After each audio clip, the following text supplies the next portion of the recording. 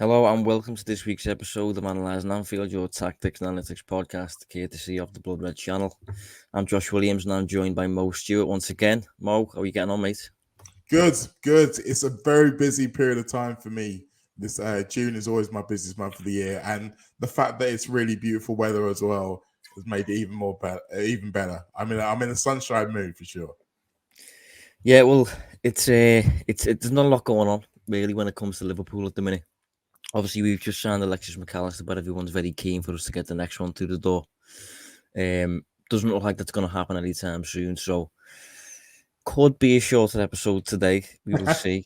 Every time we say that, it never happens. But we still have some things to talk about. First of all, first place to go to really was today. Obviously, the fixtures were announced. Liverpool have got Chelsea away in the first game of the season. It's not great, is it? What do you think? I mean, I said I'm in a sunshine mood, so you wouldn't be surprised to hear me take the optimistic side of this. As I think always, it's fine. I think it's good. I think come the start of the season, we are still likely to be in better shape than they are.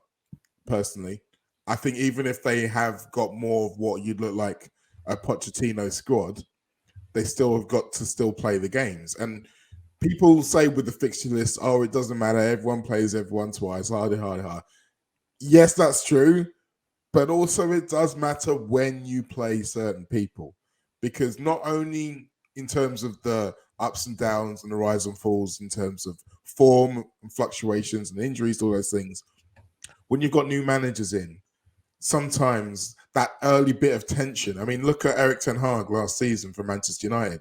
They lost their first two games. And part of that wasn't because he didn't have bad players, as we saw from what happened. It's just that they were still kind of finding their feet. They were still getting it together. And I guarantee you, Pochettino was a lot more upset than all of us when he saw that fixture list coming out. So I like it. I like a good start. And I mean, the other thing we have to acknowledge is that we literally had four promoted teams in a row before this. So we yeah. can't really complain about getting Chelsea now. I think for me, I always like to start off the season with a relatively straightforward win. To be honest, and I think it's always a massive positive if you start the season at home.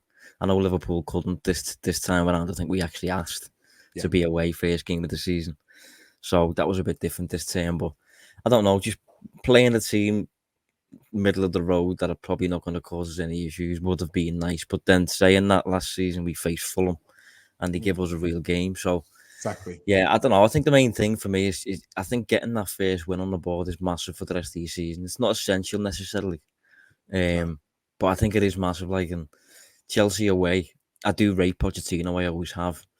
I think it's going to be interesting to see how he gets on. Actually, considering like the success that he had at Spurs started with him coming into a club that had just bought a ton of players after selling Gareth Bale, and he had to kind of assess who's right, who's wrong, who can I build around, who can I let leave, and he was obviously very, very good at doing that at Spurs, and he ended up, empowering the likes of Christian Eriksen and players like that.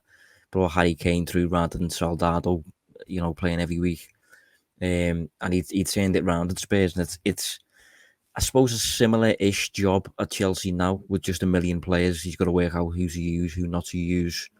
So I do rate Poch, but maybe it is a positive getting in there and playing them first game of the season and getting that out the way rather than playing them after they've had a few months under his game.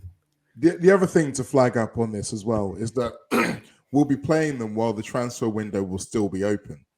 And because of the amount of business that Chelsea have got to do to try and get to balance their books, but also they've got players they want to bring in. So if they're going to bring in more, they're probably going to be getting more out. So they're probably still going to be doing deals at the time of this game. There might still well be quite a few disgruntled players who want to leave and can't in and around that squad. So I think with the new manager, a lot of the time, like you say, he does look like he fits the bill for what Chelsea want. But I know this kind of seems counterproductive when we're talking about Chelsea, but they really do need to give this one patience. They really need to give him the time to do what he needs to do. And I feel like, touch wood, that looks like also what's going to happen. So with all that in mind, I think that they can wear an early loss. Whereas for Liverpool, we are still very unsure about where we sit within the standings of everything until we start the season. But starting the season with a win against Chelsea, immediately putting 3 points between us and the team who are also trying to do what we're doing and fight back into the Champions League, that's a really good start to the season. And I know what you mean. You want it easy. We all want it easy, particularly when, like I say, it's still so unsure. But if you can conquer the hard, the rewards are greater. Yeah, I think it's for me. It's the easy one at the very very start and the very very end. That's what I like to see because I do think they have. I don't know in my own head at least that they have more of an impact. I think the last game of the season, if you've got something to play for, and you've got a tough game, it's just really up in the air, isn't it? That sort of thing. So you want to close the season easy. You want to start the season easy. But yeah, it's going to be interesting to see how Chelsea get on. And just looking across the league, actually, I mean, this is not specifically part of the agenda, but obviously we're obviously very intrigued by what everybody else is doing, and I think that a lot of the time fuels the clamour for signings on Merseyside and things like that, like seeing what everyone else is doing and seeing Arsenal get linked with, players like Havertz and Declan Rice, and City getting linked with Joshua Guardiola and Rice himself now as well of late. Man United getting linked with Harry Kane and things like this. So it's going to be interesting to see what everybody else does. It's nice that we've already moved with Alexis McAllister, but I think Alexis McAllister come to close of the window. Don't want to be a bit of a downer here, but I think Alexis McAllister might end up being our best signing by the end of the window, regardless of what we do moving forward. And a lot of that is testament to how good he is. Yeah. But I think it's also an indicator that we're probably not going to get in the proven quality that we thought we might have been getting in when we realised this massive midfield problem a couple of months ago. Yeah, maybe. I think it's difficult to say so early on because you're right, there are going to be so many twists and turns. But I think in terms of McAllister, I think as close you get to a guarantee with transfers, and I don't even want to kind of jinx him now, but all of the things you look for in a successful transfer in terms of fit, in terms of the potential, in terms of the attitude of the player, in terms of the kind of durability and his use to the league, for want of a better phrase, he's got all of those things. So all of the things you look for, all of the indicators of success, he has them. So we are probably not going to get someone else with that many indicators of success, but I think we'll still get some good players. And I think that we can still get some good players who will improve the team. And whether or not it improves them more than everyone else is improving, that's going to be the key. Particularly if some of those players who we were thinking or hoping that we would get end up elsewhere. Yeah. I mean, if I was to ask you now who is going to finish in the top 4 next season, who would you put forward? I'm putting you on the spot here, aren't I? You are dead early. I mean, we will revisit this, by the way, before the start of the season. So basically, straight off the bat, we need to be saying who are going to be the other 3, right? Yeah. Because it's City. Okay. Yeah. So, it's tough because Arsenal have got big ambitions in the summer window, but it remains to be seen whether they can pull them all off and what they look like with and without some of those players they've been touted for could be very, very different. So it is very hard to say. I do back them to not completely have the wheels fall off like some people have maybe suggested might happen. I don't think Spurs will be back in it yet. I don't. I think we'll be above Chelsea, whether that's 3rd and 4th, 4th and 5th, I don't know. And yeah, Manchester United, I kind of feel like they're going to be good again, unfortunately. So I'd say if you held a gun to my head, I'd say Arsenal, Manchester United, and us. I would agree, but I think Manchester United. I don't think they'll be as good as people are expecting personally, unless they have a really, really good summer, which is possible. But I don't think they were anywhere near as good as the table suggests this season. I think they've done quite well to sneak. I don't know if they finished 4th or 3rd, to be honest. Stop paying attention. But yeah, if you look at the underlying numbers and things like that attached to their performances, they won a lot of games 1-0 and things like that, and the goal difference was not their goal difference ended up at like +9. I think Liverpool's, even where Liverpool finished, was like +25 or something like that. Newcastle were in the +30s. So, but I think Newcastle this season, although I do rate Newcastle, I think they absolutely deserve to finish in the top 4 this season. Yeah.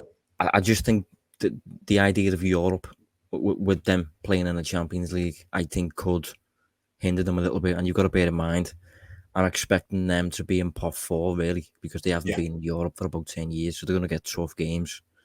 And on top of that, I think FFP-wise, I don't actually think they can go out this summer and buy 5, 6 amazing players to go and bolster the squad. I think they're looking at about 2. Because they have spent a lot of money since the new owners have came in. One of the players they're reported to be looking at is Nicolo Barella, which I don't know about you, mate. That was a big surprise for me seeing that. It was one of those stories. Well, it was almost like an explosion in my brain, and then once the smoke clears and you kind of look at it a little bit clearer, you can kind of calm down a little bit. But yeah, it's a bold move from Newcastle to go for him, and to go for him as hard and as openly as they appear to have done. For them, it's a really tricky situation. Like you say, with Europe, that's the thing that everyone's looking at. They know that they're going to have to adapt and bolster their squad for Europe. But then they really haven't been done any favors by the fixtures. I feel like of all the teams with the European ambitions and Champions League ambitions, they're the ones sitting there thinking, that looks a bit tough. Because obviously at home against Aston Villa ended the season very well. They look like they're making some good moves in the transfer market, and they're probably going to get better. So at home, Saturday afternoon, big game on Sky. It's going to be a tough one. But then after that, the next 2 games are away at Manchester City and away at Liverpool. And then the only other game they've got, I think, is a home against Brentford, and then the Champions League starts. So if the results go against them, and maybe they've got 4 points out of 12 and they're 11th by the time they start their first Champions League game, and they've got a tough draw, you can already see how things can start to stack up against you. And when it's your first season at that level, there can be panic. I'm not predicting it, but you can see how these things happen.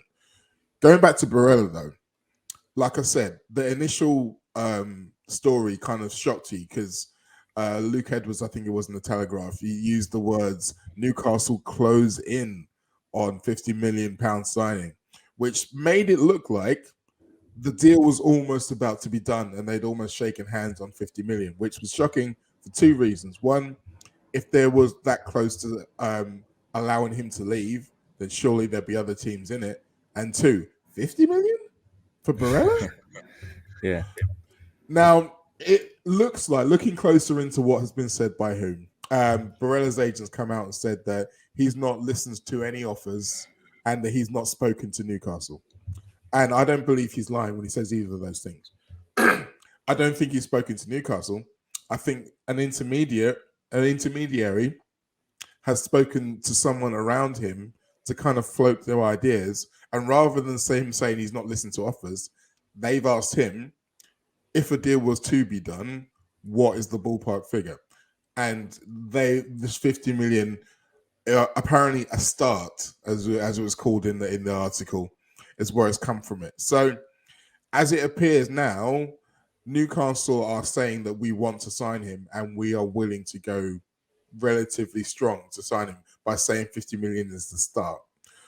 What that doesn't mean is that A, Nicolo Barella wants to go to Newcastle, and B, no one else can enter the bidding, which is where I think price dependent Liverpool might come in. But to be honest, I don't think we are going to go in for him this summer. Well, this is going to sound very cliche, to be honest, cliche fan. But if there's any prospect of that deal happening, Liverpool have to get involved there. Surely, mate. Like, Liverpool have a problematic midfield department that is tired and has no peak age players in it, really, with the exception of McAllister now, potentially. We need proven quality, really, to get back to the level that we have been competing at for the past couple of seasons. Barella is a player who was reportedly loved by Klopp and Linders. He's 26. Not ideal, but it's still on the cusp of Liverpool's typical age criteria. Really, he's still young enough to be targeted by Liverpool and stuff. So I just think he's really intense defensively as well. Really, proper ball winner and willing to close down and things like that, willing to press and stuff. So he's a natural fit in that sense. So if there's any prospect of that deal happening, Liverpool have to be sniffing around it. And if they're not, please explain why. Because that would be baffling, mate. See, I agree with all of those things, but I also, in my mind, can find out. I can see a world where they say no, and it's partly because of McAllister. If you think about one of the things we've been talking about over the course of the whole of last season, how we need to prioritize the physicality, the athleticism in our midfielders. And if we're looking at getting 3 in, and McAllister's already one who is tenacious, but he doesn't have that kind of power or pace to use that phrase. Neither does Barella. So then you've got 2 out of the 3. That's the issue with it, must say. There's a fix for that, though. There is a fix for that. And that fix is Thiago Alcantara, whereby we would say to Inter Milan, here's a player who we think could work and thrive very well for you. You can do a deal for him. We do a deal for Barella. So that way we can have a potential 4 midfielders coming in. I still think that that's probably a lot for what Liverpool normally want to do. We'll see. I don't know. I still think that we should be in for him. I'm 100% on your train. And I think that if that's what happens, then I'll be angry. But I can see that happening because I know the way these things have gone previously and the way that often these things operate. So maybe the best world of all worlds is that Barella stays put for another year until next summer when we are looking to get rid of Thiago, and then we do that deal. Whether or not Newcastle go hard enough to turn Inter's head is the question, because Inter, they are kind of in financial strife. They always are. They've got this big €230 emergency loan that needs refinancing by a certain point in the future. But they have also just made £100 million from getting to the Champions League final. That's going to give them a bit of a buffer. So it'll be interesting to see how desperate they are or aren't to sell. There's also Andre Onana, who's interested in lots of teams who they may end up sacrificing if they need the money. So what I would say, I feel like the story is going to have lots of legs to it. And yeah. Bottom line, I would say, I'd be very surprised if it's Newcastle for 50 million. It's either Newcastle for a lot more than 50 million or someone else.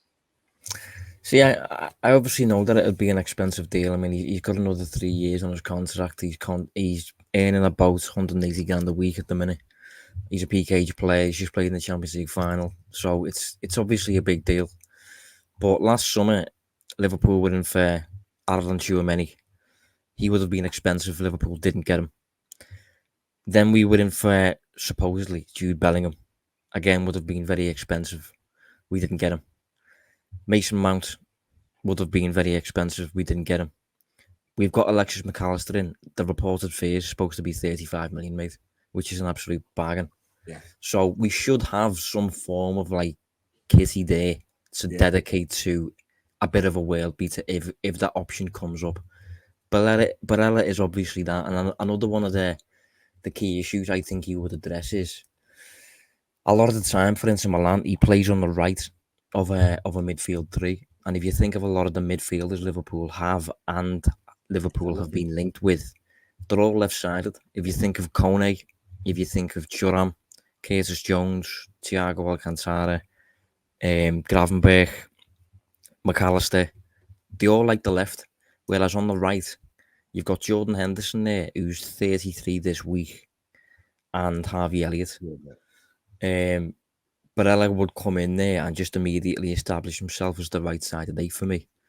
If he doesn't, based on the links that we're seeing, it looks like a big season for Harvey Elliott, to be honest. I mean, I've seen rumours that he might even get the number 7 shirt. Now, I rate Elliott. I think he's going to be a very good player. I've seen that people have concerns about him and things like that. I don't. I think he's absolutely fine, but he's still, I think, is he 20 or something like that? And I'm not sure he's at the point yet where he's ready to start every week for a team with aspirations to win the league.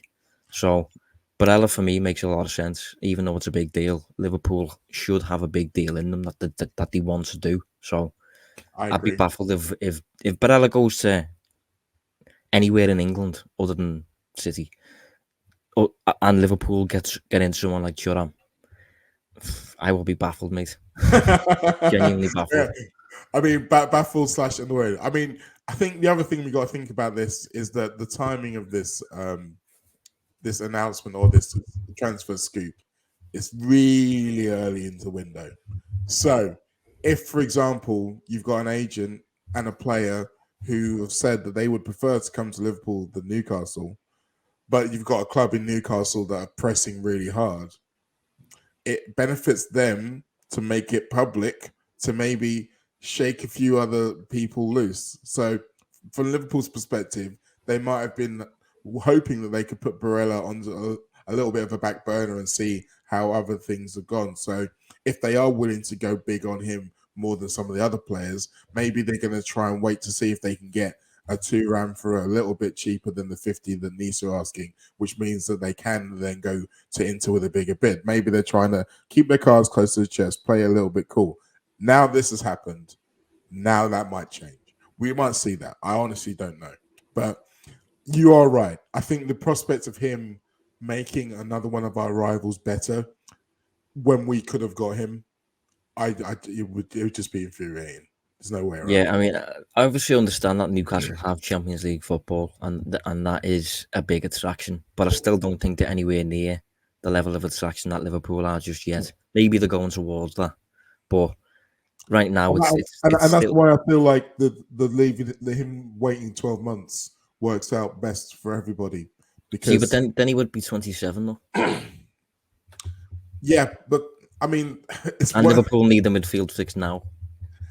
They do need a midfield fix now. I'm not saying that if we don't buy Barella, that we're not going to buy anyone else. So it means that we'll be buying other people. Like I say, the idea of him buying him next year would be him replacing Thiago, who is still going to be here this season. That's what I mean. And yes, he's 1 year older, but he's also going to be 1 year cheaper, which I think is going to be a lot more in Liverpool's wheelhouse. Look, I agree with you. I'm just looking at the way things have gone previously, and it's like there's what I would want to happen and what I think is going to happen, and they aren't the same. Yeah, I just think we've used all of our waiting time when it comes to this midfield. It needs to get upgraded now, and Barella would be a massive solution for that. If you look at his availability, for example, obviously signing McAllister and Barella would only be two players, but McAllister plays virtually every week. But Barella does too. The other thing about this as well is that from Barella's perspective, maybe he wants to wait 12 months to see if Liverpool do get back to Liverpool. And that might be an issue. Like it genuinely might be an issue because from his perspective, yes, we can tell him that obviously we're good enough to only be 1 year in the Europa League. He was in the Champions League final with Inter. And yes, you can say the chances are they're not going to be in the next Champions League final. They're certainly going to be in the next Champions League.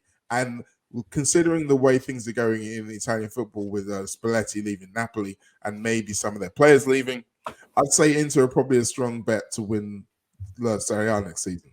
So I think if you're asking him to choose between going to Newcastle and staying put, I think he's choosing staying put. And he might even try to say the same about Liverpool in the Europa League.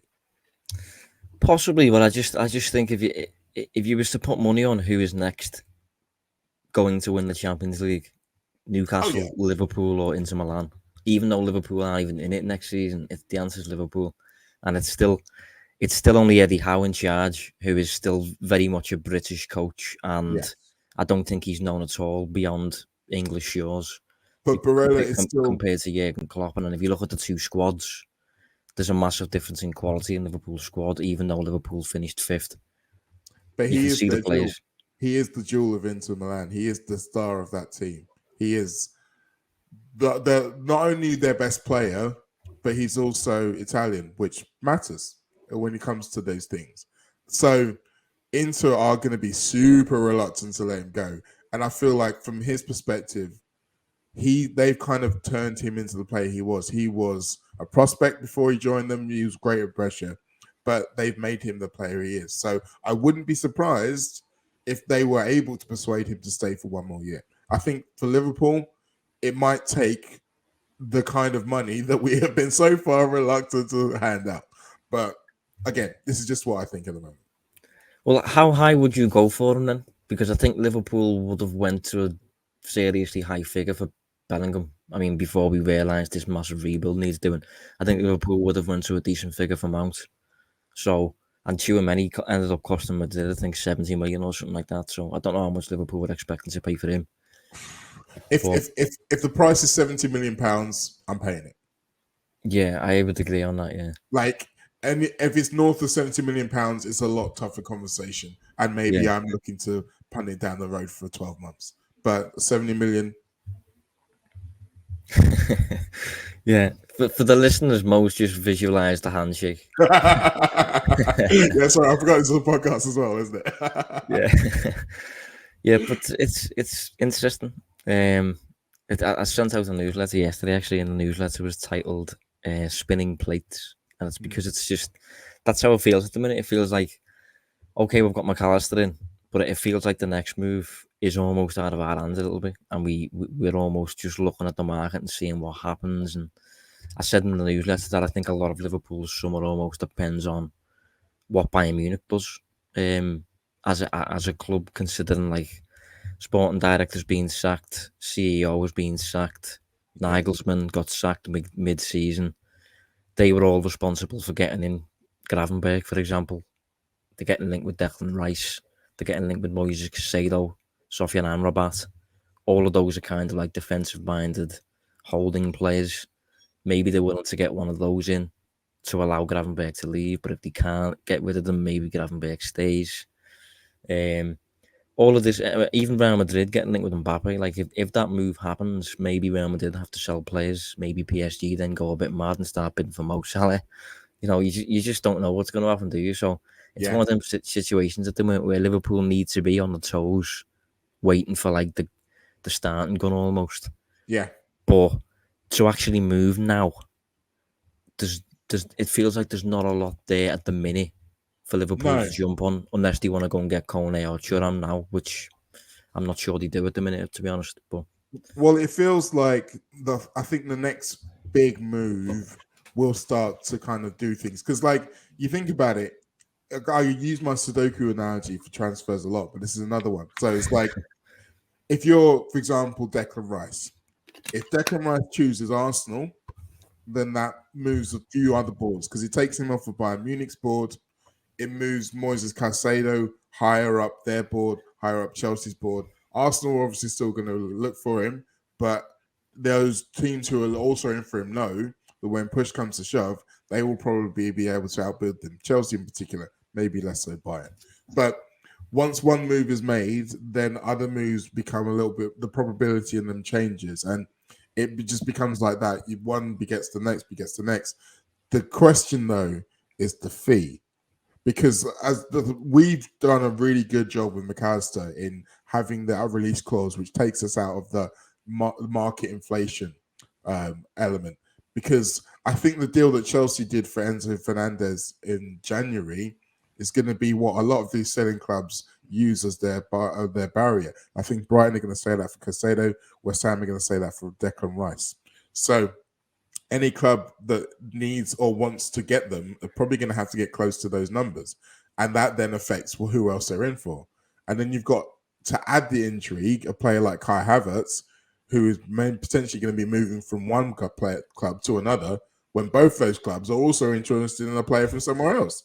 And by the way, that club's player is also interested in buying one of the players who they've had on loan from one of those clubs. So all of these deals will become easier once the first one moves, but no one wants to be the first one to move. Well, to be honest, I feel like Arsenal and Rice is probably going to be the first deal that gets done. Personally, I think it looks like from the outside, they have done enough groundwork to be able to say that we will do what you need, but we will also do what West Ham are looking for.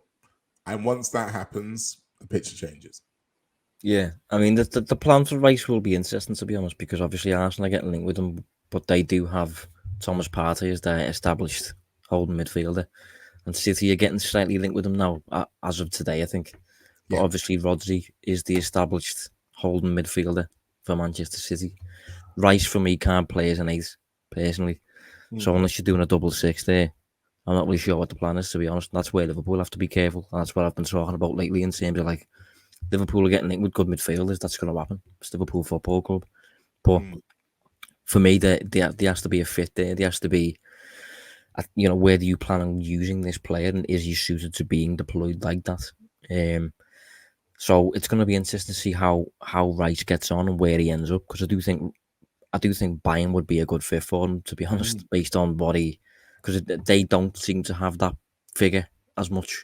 They've got Goretzka and Kimmich as their midfield too, so I could see Rice slotting in there perfectly, to be honest.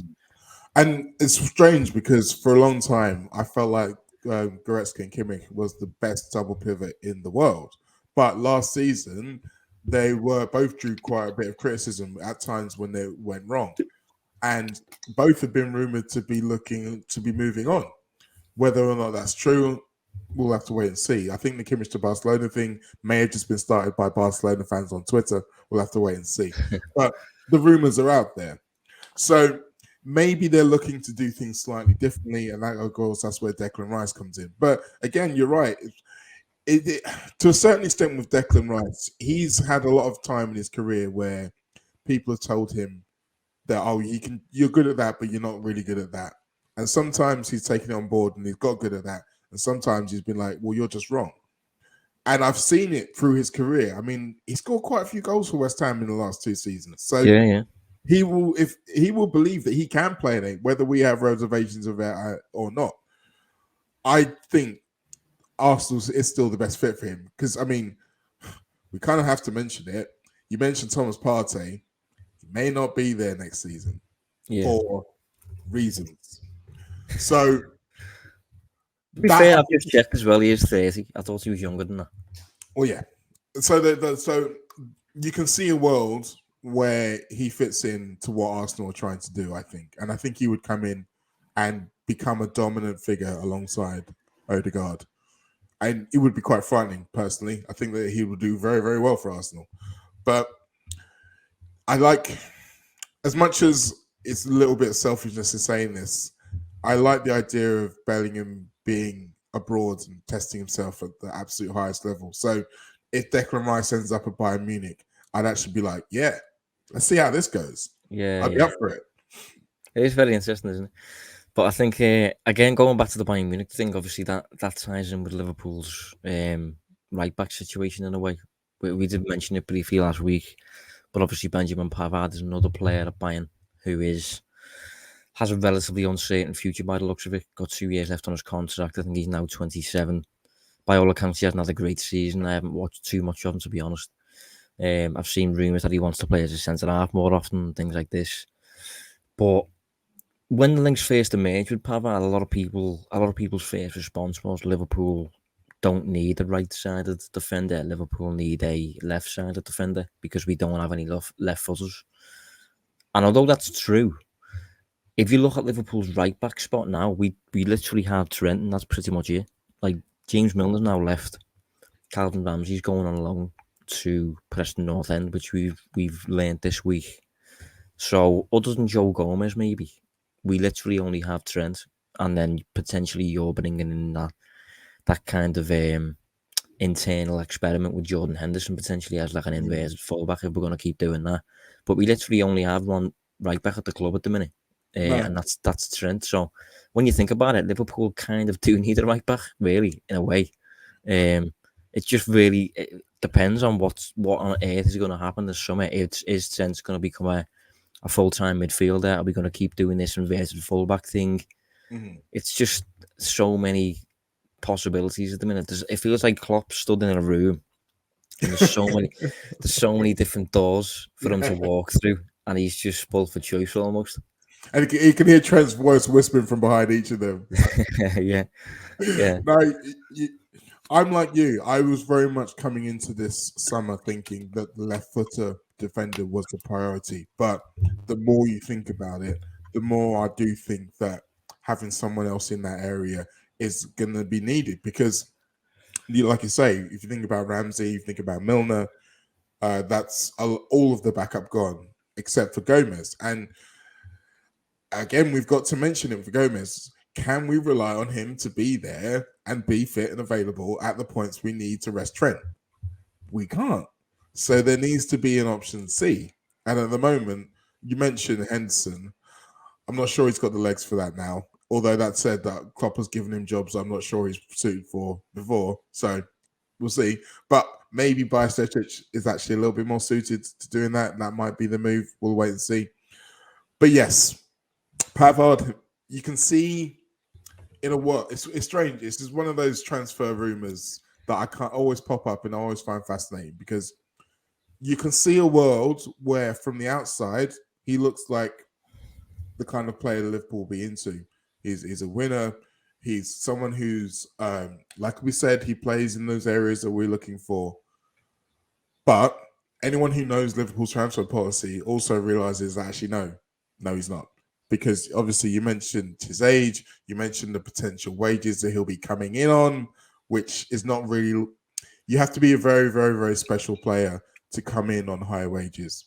Thiago, for example. Yeah. Pavard not Thiago.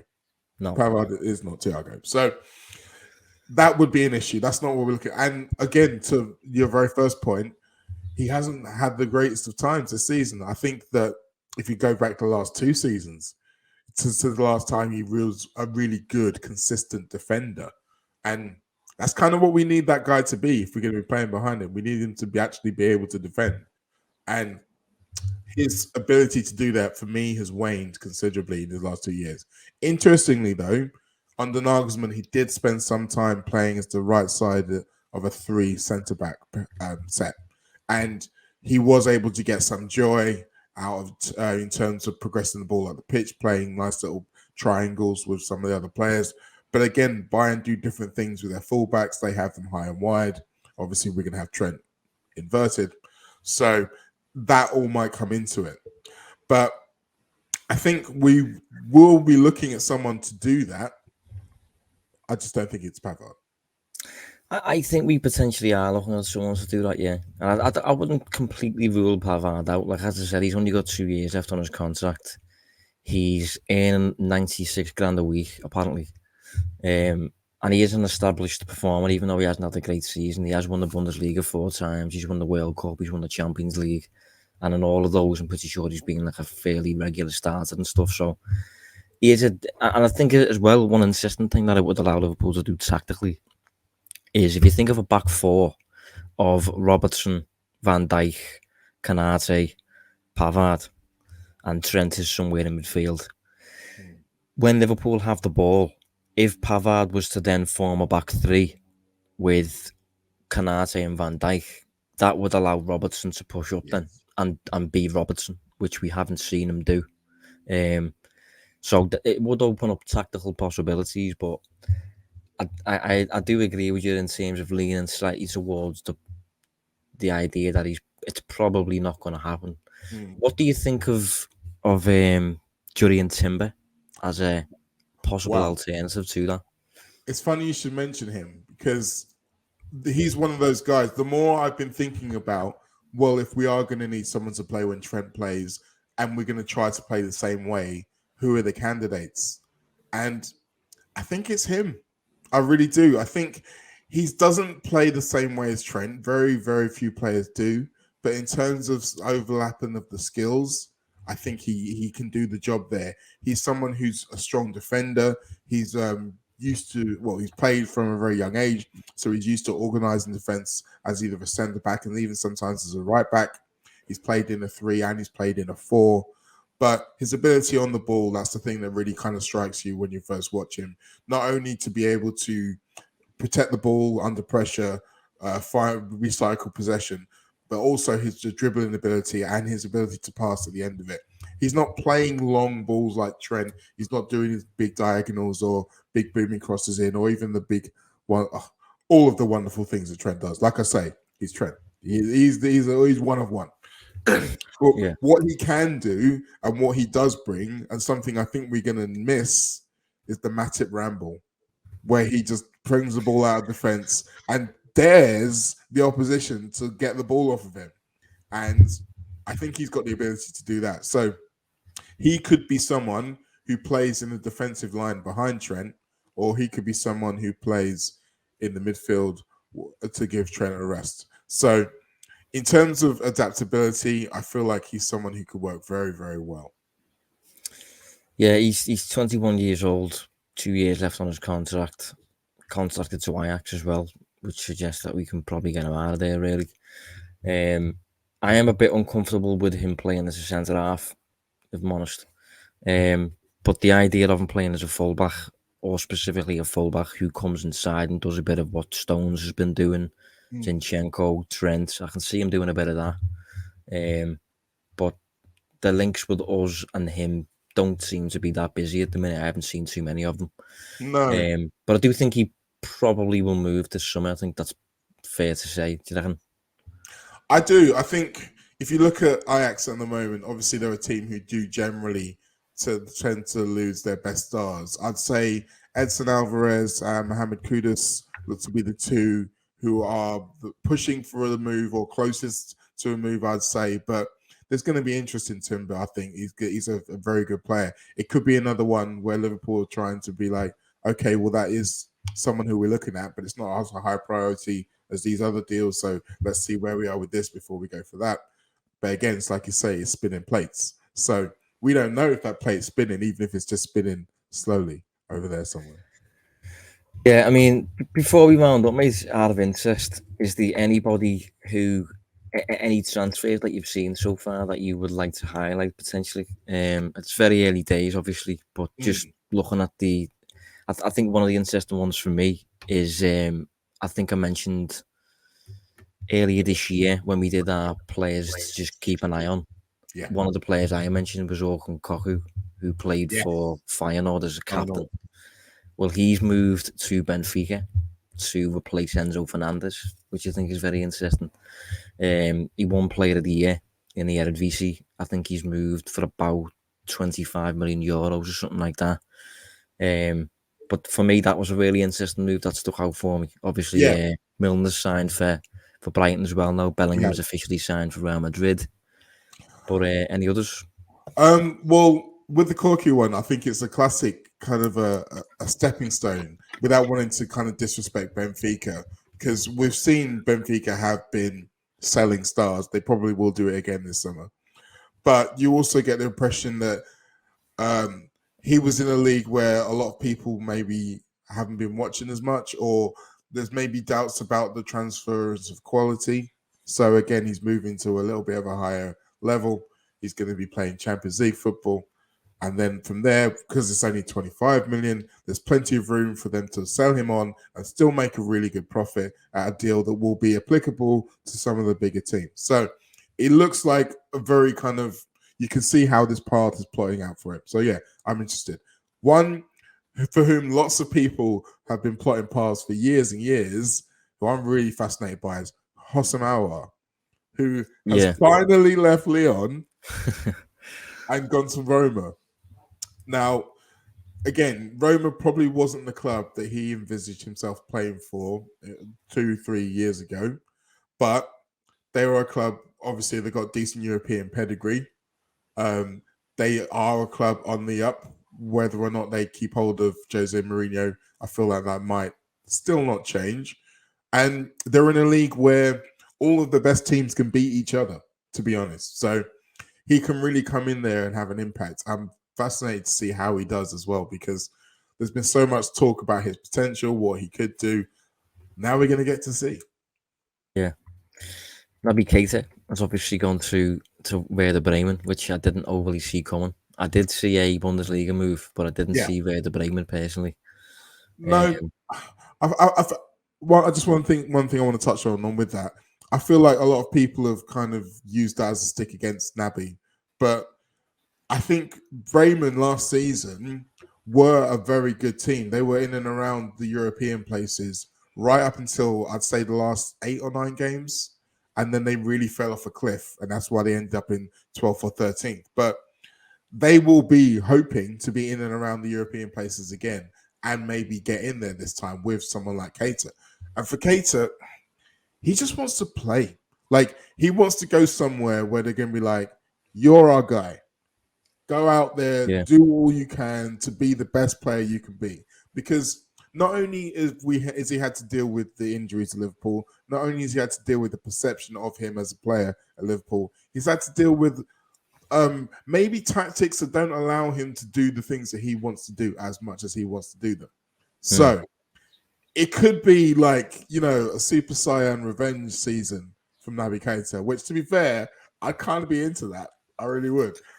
Yeah, well, apparently he took a 75% wage cut to join them from Liverpool. So yeah, that will be an interesting one to follow, really. But this is something that we'll probably do most of the summer. To be honest, we'll keep track of interesting moves throughout Europe and certain players who need to be highlighted. In our opinions, we will do that.